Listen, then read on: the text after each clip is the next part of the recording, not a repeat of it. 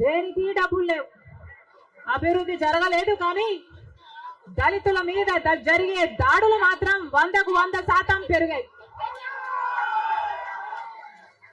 ఎక్కడ చూసినా ఇసుక మాఫియా, ఎక్కడ చూసినా లిక్కర్ మాఫియా, ఎక్కడ చూసినా మైనింగ్ మాఫియా, ఎక్కడ చూసినా దోచుకోవడం దాచుకోవడం. ఇంతకంటే ఏం జరిగింది? ఈ రోజు ఒక్కటే అడుగుతా ఉన్నాం శర్మిలమ్మ గారిని. ఈ రోజు ఒక్కటే ఈ వేదిక మీద నుంచి ప్రతి రాజశేఖర రెడ్డి గారి గుండె చప్పుడు, ప్రతి రాజశేఖర రెడ్డి గారి అభిమాని, ఈ రోజు వైఎస్ఆర్ కాంగ్రెస్ పార్టీ ప్రతి కార్యకర్త ఒక్కటే అడుగుతా ఉన్నాం.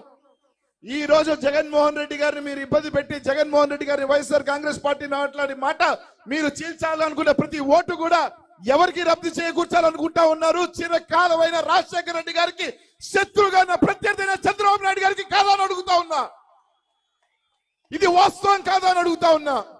ఈ రోజు వైఎస్ఆర్ కాంగ్రెస్ పార్టీలో ఒక దళితుడు ఓటు చీల్చాలన్నా, ఒక బీసీ ఓటు చీల్చాలన్నా, మైనార్టీ ఓటు చీల్చి ఎవరికి లబ్ధి చేకూర్చాలనుకున్న ఆలోచన చేస్తా ఉన్నారు.